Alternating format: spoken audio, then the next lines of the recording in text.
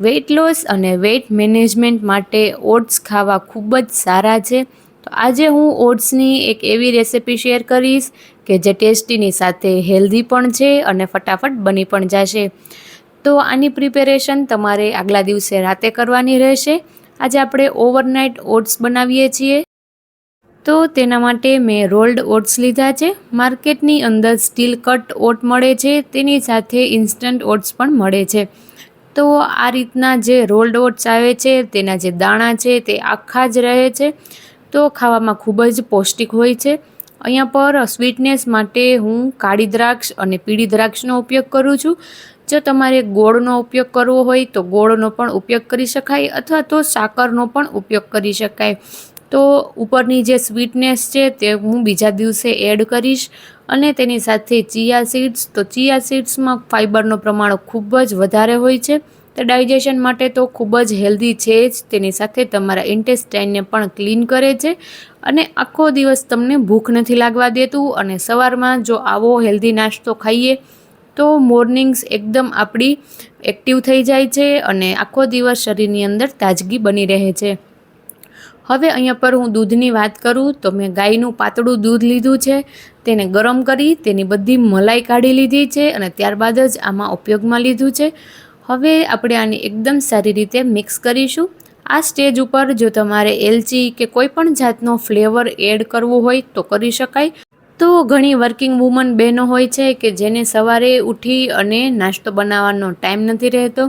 તો આ રીતે આગલા દિવસે પ્રિપેરેશન કરી લેવાની, તો તમારો નાસ્તો એકદમ સવારે રેડી મળે છે અને એકદમ હેલ્ધી એવો નાસ્તો મળી રહે છે. તમારું પેટ પણ લાંબા સમય સુધી ભરાઈ રહેશે અને ભૂખ નહીં લાગવા દે. તો ઉનાળાની સિઝન માટે તો આ બેસ્ટ છે, કારણ કે સવાર સવારમાં આવું ઠંડુ ઠંડુ અને ટેસ્ટી બ્રેકફાસ્ટ મળી જાય તો શું કહેવું. તો અહીંયા પર મેં ઓવરનાઇટ આને ફ્રીજની અંદર રાખેલું હતું. અહીંયા પર આપણે હવે સવારે જોઈએ તો આપણા જે ઓટ્સ છે તે એકદમ ફૂલાઈ ગયા છે અને એકદમ સોફ્ટ થઈ ગયા છે. અહીંયા પર મારે જેવી કન્સિસ્ટન્સી જોઈતી હતી તેવી જ થઈ ગઈ છે. અહીંયા પર થોડું દૂધનું પ્રમાણ વધારે છે, પરંતુ ખાવામાં ખૂબ જ ટેસ્ટી લાગશે. તો હવે આપણે આને ગાર્નિશિંગ કરી લઈએ. ગાર્નિશિંગ ટોટલી ઓપ્શનલ છે, પણ જો તમારે થોડોક સ્વાદ અને થોડુંક ટેક્સચર અને થોડી સારી પ્રેઝન્ટેશન જોઈતી હોય તો ગાર્નિશ કરી લેવાનું. તો હવે અહીંયા પર મેં એક ફ્રૂટ કેળાનો ઉપયોગ કર્યો છે.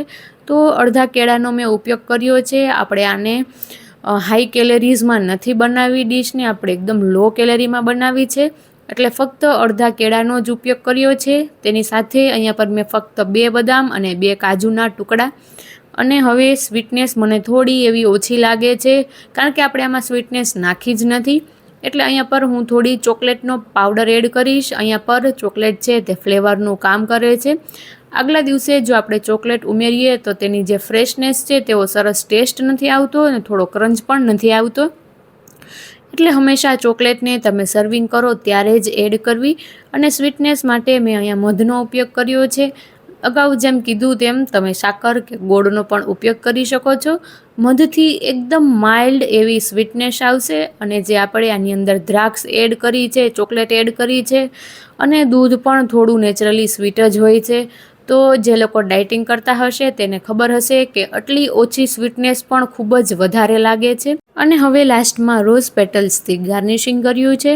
જો આજની મારી આ રેસિપી તમને યુઝફુલ લાગી હોય તો એક લાઇક જરૂરથી કરજો અને રેસિપી કેવી લાગી કોમેન્ટમાં કહેજો.